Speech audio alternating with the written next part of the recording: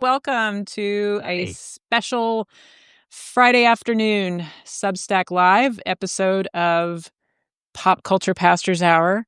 We have 3 pastors today. Woo-hoo. And want to give us all each a chance to just say hello, introduce ourselves, and what our where we write at Substack. So I am MaryAnn McKibben Dana, and I write at the Blue Room. And I am coming to you from Reston, Virginia, where it is beautiful and breezy, and fall has finally arrived, and we could not be happier. So, Ed, you want to say hello and where you're hailing from and your internet address? And Sure. yeah. Okay.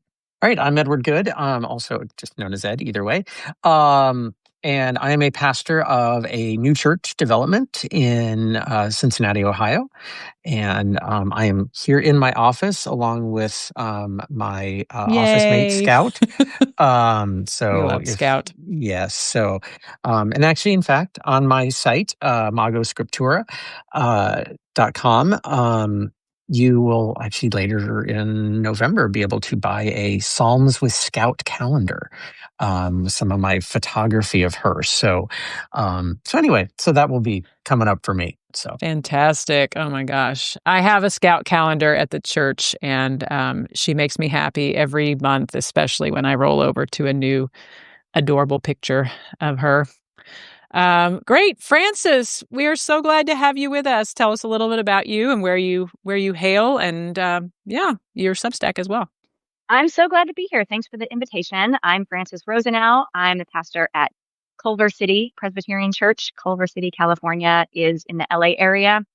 So I'm the West Coast correspondent, I guess. Yes. We're 5 miles from the beach and close enough to the airport that people stop here sometimes. Yeah. So it's bright blue skies here. I try not to talk about our weather too much.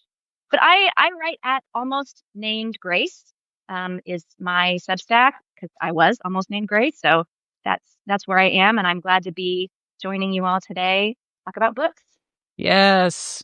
So glad that you're here with us. And those of you who are joining us via one of the 3 of us, subscribe to the other 2, because there's really good stuff there. And I wanted to also just specifically shout out Francis.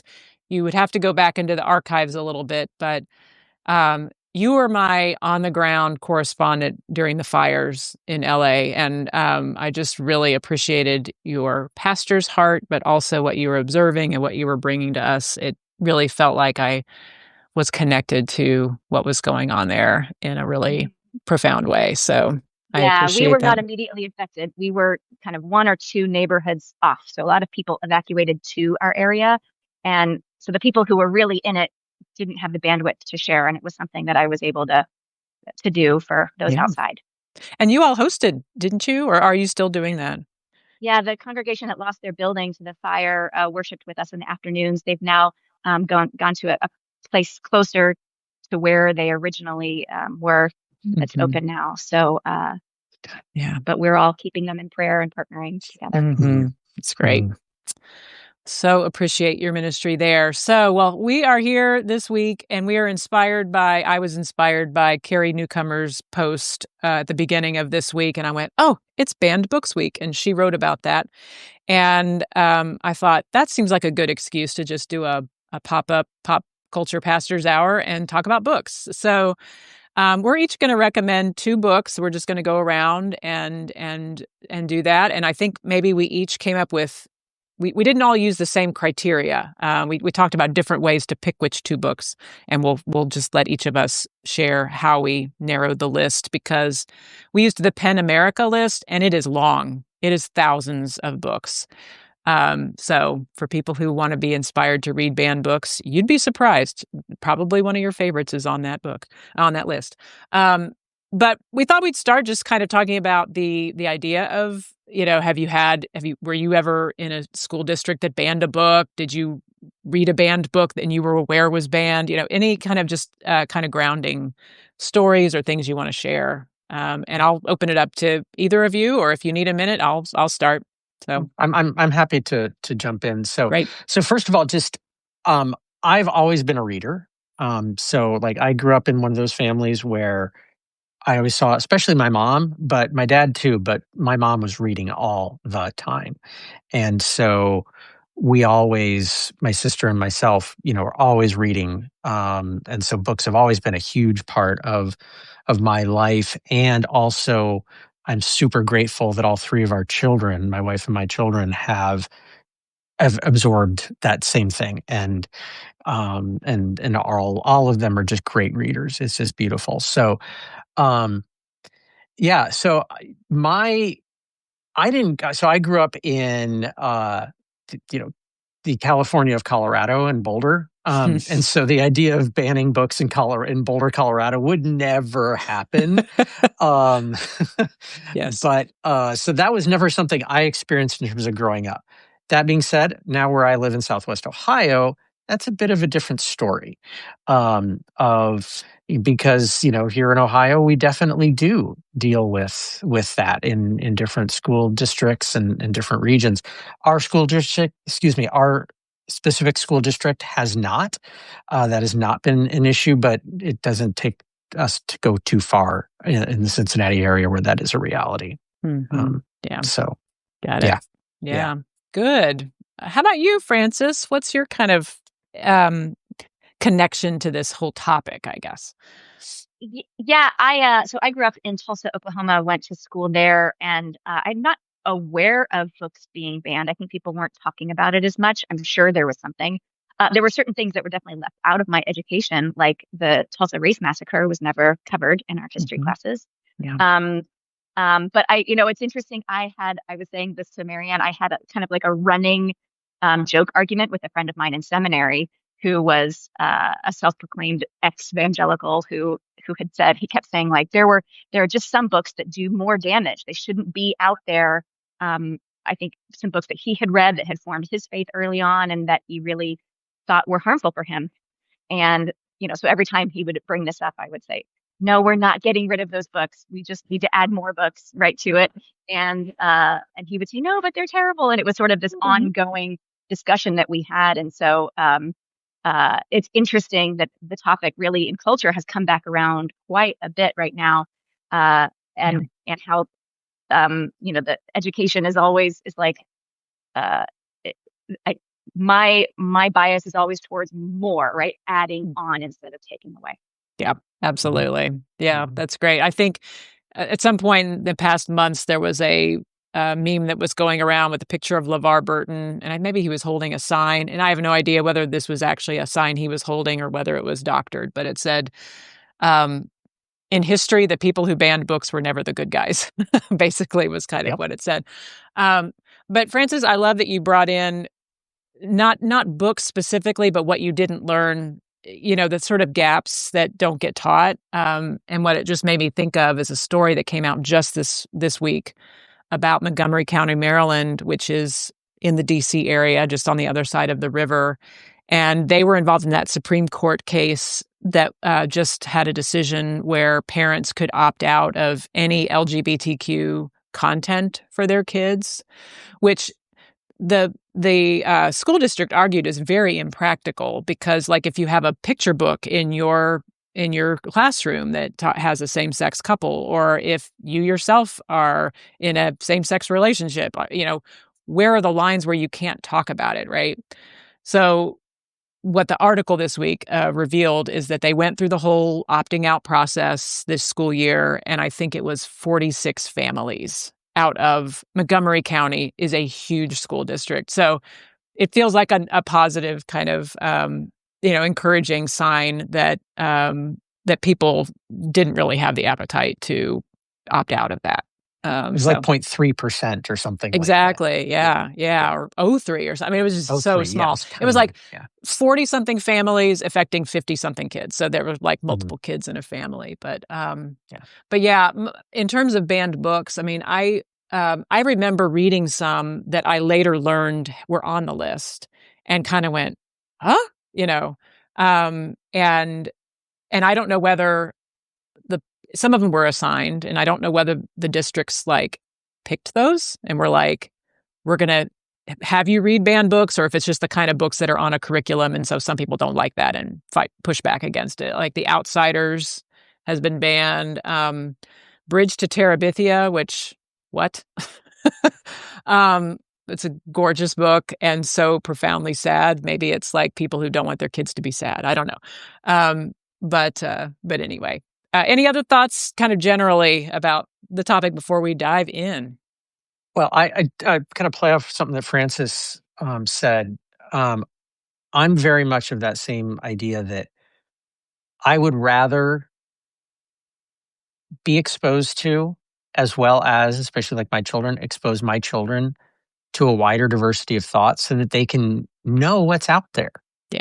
Um, and um, and know how to engage with that, know how to respond to it, and also in some cases find out about things they just simply don't know. And so yeah, I think yeah. So I love the way that you put that, Francis. Of I think it was I'm always about adding more. I think was Yeah. the way you put it. So yeah, I love that. Right. Yeah. Yeah. That's great. I totally agree.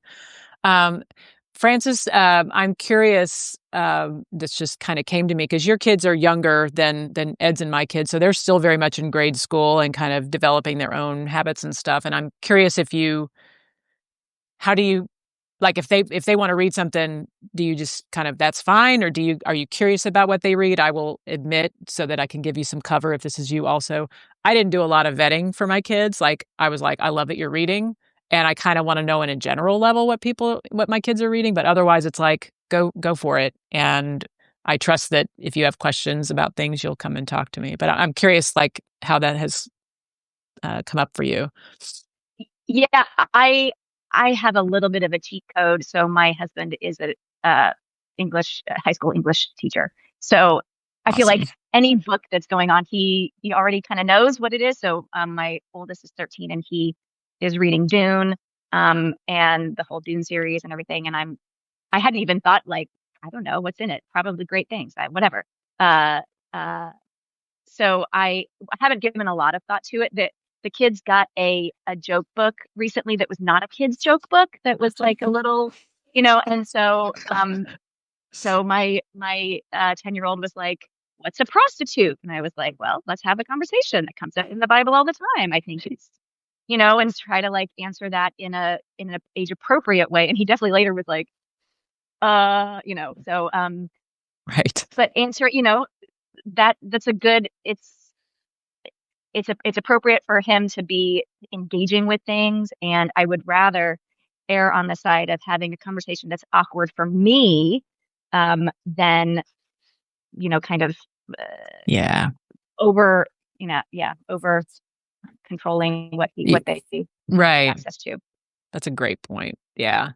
Well, and you all may have run across the fact that I guess the Bible has been banned or tried to be banned at various times too. So, because there's prostitutes in it. If you don't like prostitutes, you're going to have to ban that joke book and the Bible. So And anyway, a lot of other stuff. yeah, and a lot of other, stuff. there's Yeah. people who talk about family values, man. Whew. Mm-hmm. Yep. All right. Well, let's talk specifics now. We're going to go around the circle. We'll start with Ed, then Francis, then me, and we'll do that round twice. And if we have any little commentary on each other's choices, we certainly can throw those in. But Ed, why don't you kick us off with your first one?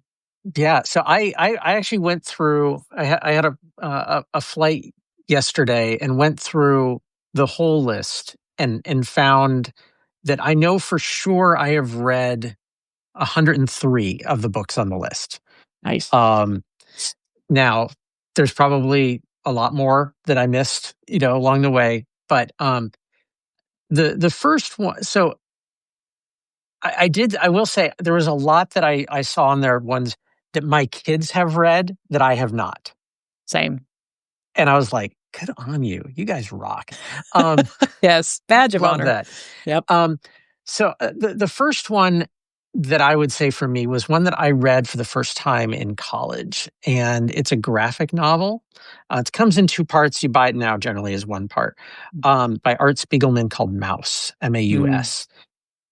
That is a graphic novel talking about the Holocaust and fascism, and the it's basically the mice are the Jews and the cats are the Germans. And I have some objections to that as a cat lover, but I'll allow it. Fair enough. Fair enough. But it was such. I read it in a class on World War II that I took when I was in college, and I had never engaged a story, something about the Holocaust that wasn't necessarily just sort of like purely like historical, like this is what happened here and this is what happened on this date and so forth. But was this totally different way to engage it. Little bit almost kind of like parable-ish, type of thing, but and it's extremely well done. So I was just when I saw that was on the list, I'm like, are you kidding? Are you kidding? And I wish this list had said why it was on there, but there's definitely some violent content without a doubt. But yeah, in a time and a place where Holocausts continue to happen and genocides continue to happen, and ones are starting to pop back up again, and people deny the reality of what happened. We need those stories. So, yeah. Well said. Yeah. Have you read that one, Frances? I have not. It's sort of has been. We have it. Yeah, it's in my sphere. My husband has it in his library, so I've seen it. And yeah. So that's going to bump that. But thank you for the reminder of that one. We have not conferred, those of you who are joining us. We have no idea what we're each going to say. I've got a couple of runners up if somebody takes one of mine, although it's okay to co-sign one of the choices. But okay, first one is Mouse by Art Spiegelman. Okay, Frances, what's your first pick? Well, mine was going to be The Outsiders. I guess I could. Oh, yep. Go. Sure. So the thing about Outsiders, so it was written in Tulsa. It takes place in Tulsa. I actually, the author is someone like a friend of a friend of my family. Amazing. My son just read it in 7th grade, and I think that one of the things that really strikes me about it being banned that's interesting is like that she was 16 when she wrote it. So the idea that I don't know if you can hear sirens around me, but the idea that it's inappropriate in some way to be taught. And it's also one of those things like, why is it like, again, there's violence but it's mostly a depiction of poverty, social inequality, and then, teenagers and families like resorting to gang violence and it doesn't excuse the violence, right? But so again, why would it say?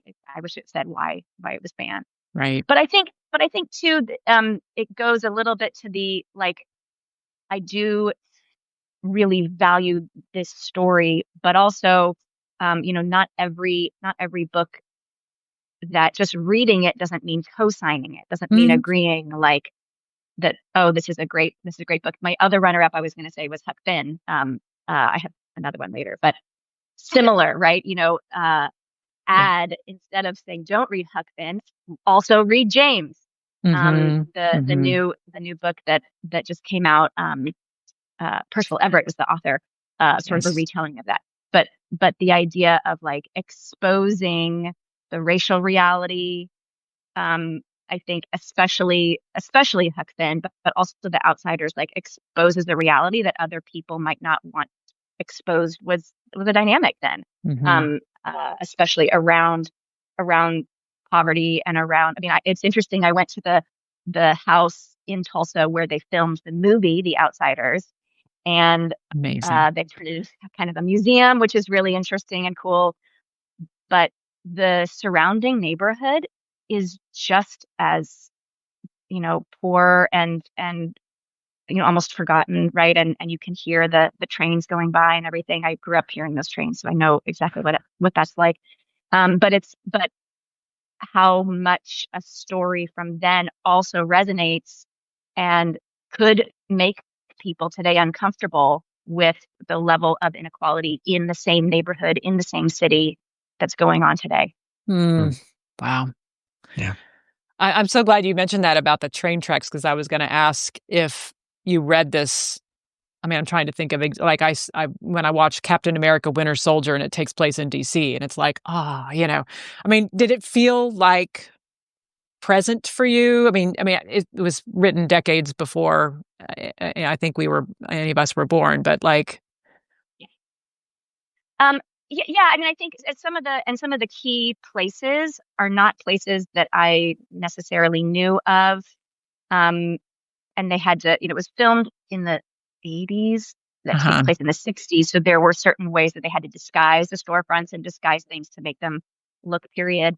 But like there's a famous scene in the playground in the movie, and like I hadn't known where that was, but I'd known other playgrounds like that. And then Yeah. driving by the area, you see that very playground. And Wow. Oh, that is so so, cool. yeah. I loved that book when I read it in that similar age range. Very cool. Very cool. Well, my first pick, I decided to go for a picture book and then a chapter book. And so my first pick is The Paper Bag Princess by Robert Bunch. I read it. Um, yay! Oh my I gosh, thought that's on the list. I didn't. yes. Yes, it's so crazy. Oh, Now, one of the reasons I was drawn to that, because there are several, Pinkalicious is another one, that is also on that list, probably for a similar reason. Um, and I bet you don't know what Pinkalicious is, do you, having two boys, Francis? But anyway, um, I just read an article about Robert Munch, the author of Paper Bag Princess, and also author of I Love You Forever, and many, many books. Anyway, he has dementia right now, and it was just a beautiful, beautiful article. I will link to it in the show notes later. So I just kind of had him on my mind. But Paper Bag Princess was on frequent rotation in the Dana house. I'm in our house too. It's about I can't remember the characters' names because I don't have it anymore. I went looking and to see if I could find it, but um, this princess saves the prince from a dragon, and the dragon burns her clothes, and so she wears a paper bag, and then I mean he's very kind of the prince is very kind of snotty and sort of whatever, and like I don't know if he says, "Do you want to get married?" at the end, and she's like, no, I don't want to get married. And she calls him a bum. That's the part that I really remember. And then I think the last image is her kind of skipping off into the sunset, kind of sort of clicking her heels together, having, given this guy the heave ho. So, um, I will say when you find books on the list, I mean, I did a search for a couple like, name of book, band, to try to figure out if there was a news story about it. And all I could find on this one is it just is a little too feminist, I guess, for people. The idea that a princess would rescue a prince and Mhm. not be about her looks and wear a paper bag and, say shove off. So Yeah. you're nodding, Ed. That was a one from your Heavy household as well? rotation. Yeah. Heavy rotation. Still to this day, when there's something that comes up with like a dragon in our house, is like, hey, dragon. Because right from that book. So yeah, Yes. Oh my yeah, gosh. I yeah. love it. I love it. Our kids adored that book, and Yes. it was worn Mhm. thin for the number of times it was read in our Oh, yeah. house. Yep. I So love it. I love it. yeah, Well, I yeah. hope whoever has our copy of the book is enjoying it, because it has since gone off to the big book sale in the sky, I guess, but we do not have it anymore. So do you know that book, Oh Francis? yeah, no, so we read it too. Oh, And I good. think and I think that what happens at the end is that the prince says like, "Why would I marry you? You're just wearing a paper Oh, bag and that's you're ugly." right. And Thank you. she's like, Thanks. "Why did you think that I would want to marry you in the first place, you bum?" or something like that. I don't remember Yes. exactly. Thank you. Thank Mhm. you. Yeah, Thanks for, yep. This is the parent who's read that book more recently than I recently. have. With us, my youngest is 17, so like it's been Yeah, a long time. yeah, Excellent. yeah. I love it. Thank you. All right. Well, let's do round two. Ed, what's Okay. your second choice? Round two. Ah, my screen just went blank. I had a really hard time kind of narrowing down because I mean there was just so many of Yeah. both classics of um things like, I think most of Stephen King's library was in there. Yep. But even things like 1984 and Animal Farm and Slaughterhouse Mhm. Five and Yep. Brave New World and everything else that are, shall we say, rather relevant for right now. Mhm. But the one that really stood out to me was Cast, Isabel Wilkerson. Ah, Um, okay. just it, I am so worried about the losing of and the whitewashing of history right now. Mhm. And I had a conversation with a dear friend of mine the other day. He's an African American man, and is just understandably like, I just what's going on with this everything right now. And that was Yeah. one of the things he shared, was just like, I feel like our stories, we're getting to a place where people were engaging the real stories and the real histories, and Yeah. we're we're going backwards on that. And I Mhm. could say the same thing about like Ta-Nehisi Coates, Mhm. um, and Alice Walker with The Color Purple, like just all of those. Um, but yeah, for me, it was Cast. Mhm. Just because it is so.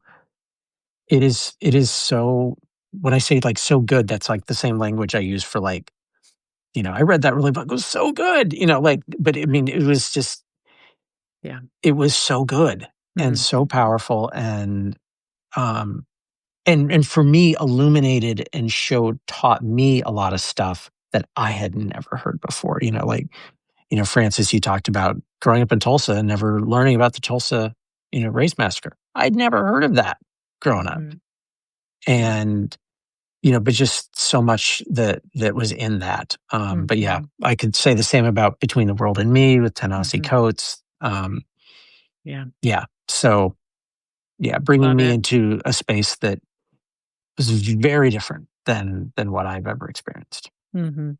Did you read that on your own, or were you with a group? Or I know some people kind of churches and things have been reading those kinds of works. First time I read it on my own. I did it again in a small group with Mm. with some folks in the church that I was serving at the time. But It's great. Yeah. yeah, Yeah. yeah, Good. That's a good one. I have not read it yet. So, Oh, you have the big aha for me with Cast. I mean, there are many, but is putting it in the context of the caste system, right? And instead of like taking like two or three steps back from the dynamics that we've been steeped in, those of us who grew up in this country, and then yeah. saying like, let's just look at the power dynamics if you put it in this other way. Um, Mhm. she does that throughout just masterfully. Mm. totally. Sounds Yep. great. It's great. Good. All right. Well, that is a solid recommendation. Good. And you both have done what, Francis, you may not know that Ed and I both listen to a lot of podcasts from the Ringer podcast network, and they do a lot of pop culture podcasts that sometimes inspire ours. And they do what's called a smuggle sometimes, like if they're doing something like this, where you've like, all right, pick one. They're like, they end up talking about two or more, and it's like you smuggle it into the Yep. category. You both did that so masterfully, right? So The Outsiders and Huck Finn, Yeah. Yeah. and Ta-Nehisi Coates, as well as Isabel Wilkerson. So anyway, I'll probably do it kudos to again. you. Yeah. All Yeah. right. Well, you're up. So let's hear it. Well, the smuggle was the Diary of Anne Frank. Like somehow that was on the list, which also Yeah. was one of those just kind of What you the need to be heck? reading that. But the one Yes. that really I really enjoyed is a YA novel called The Poet X by Elizabeth Oh, Acevedo. great. And it's a novel told in verse. And the context is like it's her first person. Um, her name is Xiomara, and her twin brother's name is Xavier, so they're both X. Mm-hmm. And it's a coming of age story. She's struggling with her identity, her parents' identity. Again, one of those things like I wish I knew why someone took this off the list. Mm-hmm. Maybe because she's like questioning her parents' Catholicism, or she, expresses having romantic and sexual feelings for someone. A lot of the ones on the list had to do with sex in some way. Like it was, either LGBTQ or, something perceived as being inappropriate in some way.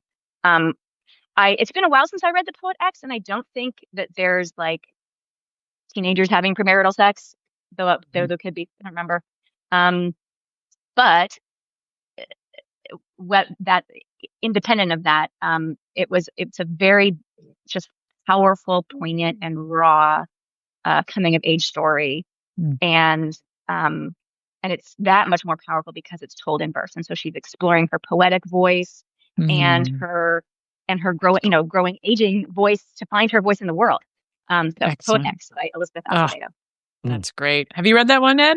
I've never heard of it. I've just marked it to read it, though. Yeah, this is exciting. Very good. I haven't read it either. I've seen the cover somewhere. I can picture it. So it's either in our house somewhere from one of my kids, or I saw it in a library. But excellent recommendation. Okay, my final one is I with both of my picks, I kind of kept it light in terms of. And so I think we have a good complement here of very, important good reads. I mean, Isabel Wilkerson is a great author. I don't think she's a slog at all, but it's, nonfiction, right? So my other one is Born a Crime by Trevor Noah, which is very, very readable. I love Trevor Noah. And it's interesting to kind of put it alongside Caste, just simply because it's a exploration of race not in America. So you can kind of there are obviously connection points, but understanding apartheid, for those who don't know Trevor Noah, he used to host The Daily Show and is a comedian. So it's also a very entertaining book. It's about his life growing up in South Africa with a Black mother and a white father. And so that's hence the name Born a Crime. I went to try to find why on earth you would try to ban that book. I think there was something, I mean, people didn't like the language and there's some sexual content because he's talking about, I mean, it's a coming of age story, but I don't remember it being that dramatic. But anyway, I think he's, in addition to being funny and entertaining, he's extremely wise and is just a good soul. So that's my second pick. Although I did kind of, try to decide whether I wanted to go full on ban books like the OG, like The Handmaid's Tale and Parable of the Sower. I mean, those are both extremely relevant and timely and are perpetually on that list. So those are my two smuggles in there. But I will, just for pure enjoyability, because I do think I agree with you, Frances, that more is better. And I also think when you're you don't always have to be entertained to be educated, but there is something about being just brought along on one person's story. And I really felt like I got to know what life was like in South Africa during those times. So Gail, you read that one? Yeah. I have. Yeah. I was going to say the cool thing is he if you listen to the audiobook, he reads the audiobook. So yes. and all the pronunciation pieces, and he does the voices of his, caregivers and everything is really neat. He is very good at impressions. So that's great. Very cool. Yeah. All right. Well, any other ones you want to mention as a honorable mention, since we have a little time left?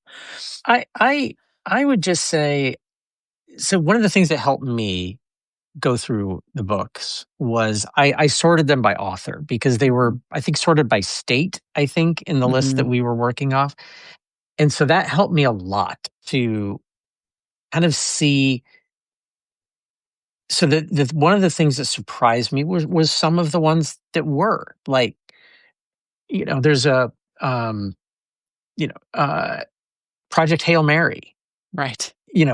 Is this spectacularly great science fiction story? It's coming out as a movie next year, and just was one of those, like what was, like, what, why, like, yes. And so as I went through it, it was helpful. The Circle by Dave Eggers.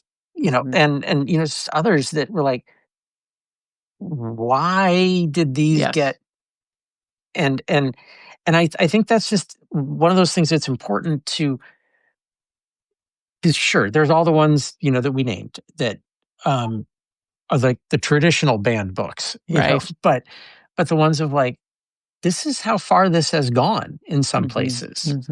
Yeah. And that, yeah.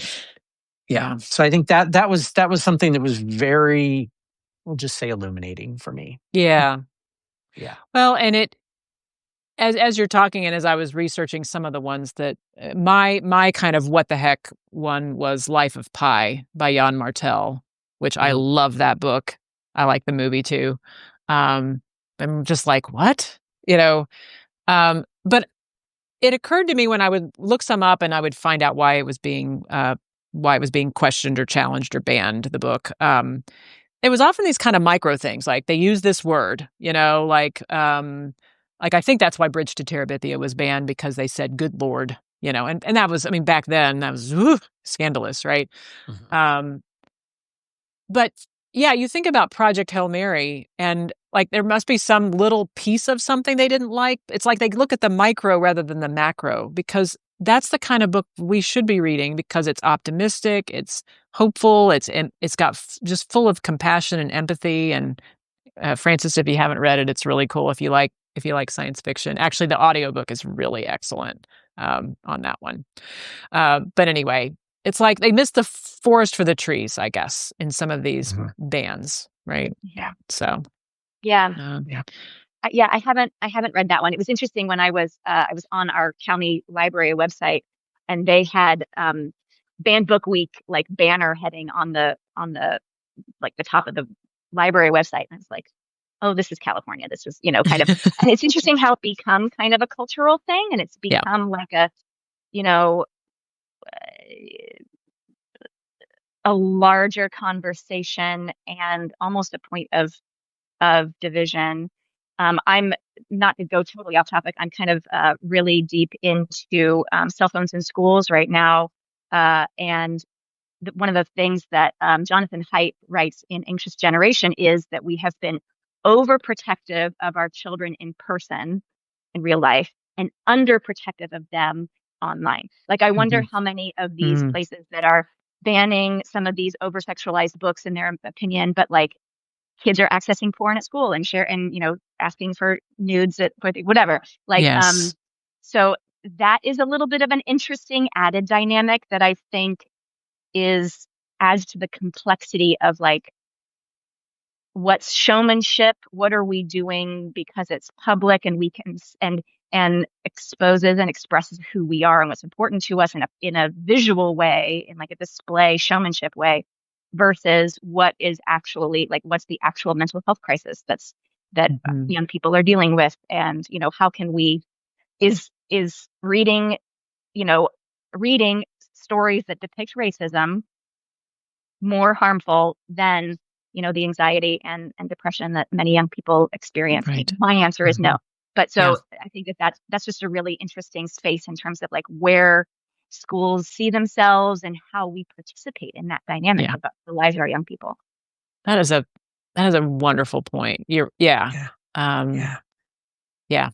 And Uh, and for students of color, I mean, talk about anxiety and depression, there's another valence point of like, your stories are getting banned, or LGBT students, right? LGBTQ. Like, that adds to the sort of dynamic of like, you can't even be. I was really shocked just as I was scrolling through. Like, it just feels like any book with the word trans in the title is been challenged somewhere, Mhm. and that just feels like erasure. And yeah, so these things Well, and what connect. it does is it gives, having books that kids can read, people can read, not just kids, but people can read, is it not only for me, like with Fast and Between the World and Me and Righting My Wrongs and others that I've read, helped me enter into the experience of someone who, a life that I've never lived. Yeah. But also when, you know, when I was dealing with major depression and anxiety in my life, I read several books from people who'd gone through those kind of experiences. And I was able to find someone in their journey that I wasn't able to find otherwise. Mm. And I think the Yeah. same kind of thing, I think of like, I have a friend of mine who's trans who grew up in, rural Indiana. Mm. And, Mhm. she is in her 60s now. Mm. And from 15 knew that she was not what she appeared to the outside world. And she was alone. Mm. And so like when you find a book that can help, no, I'm not alone, is so powerful. Yeah. Yeah. That's so Yeah. beautifully said.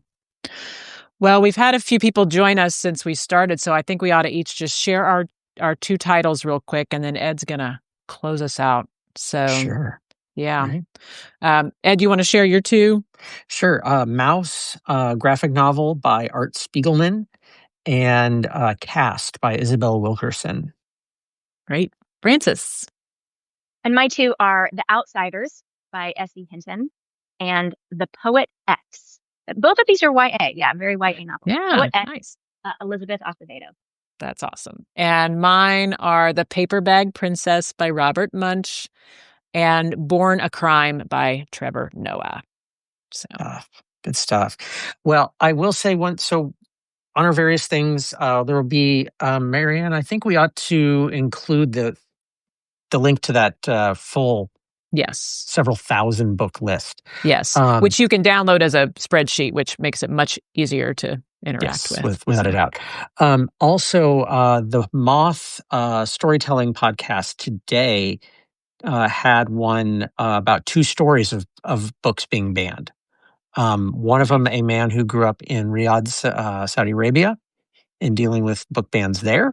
And then the other, a teacher who was summarily fired because he read a children's book in a Zoom meeting with kids that was one that he'd read to his kids. And yeah. I know that story. Yeah. So it's what's the book again? Or is that to give it away? No, it was, I'd never heard of it before, but it was something like one of the titles that's in the series is like My Butt is Broken. Right. Oh, yeah. I remember that story. Oh my gosh. Yeah. Yeah. So anyway, we can put the link to that as well. So, well, thanks everybody for coming, and Francis, thanks for jumping in with us. And yeah. So and there was one person, I'm not going to call him out, who did join, who had reached out to me and said, I hope that one of the things that you and MaryAnn will do something other than science fiction. And so you who said that, and you're in the chat, we did something that wasn't science fiction. So here we are. Yes. Yeah. Yep. So, yep. All right. Well, thank you all for being here, and we'll probably be doing something else coming up here soon. Yeah, super fun. Thanks. Thanks. We'll see you next time. Bye. Bye-bye.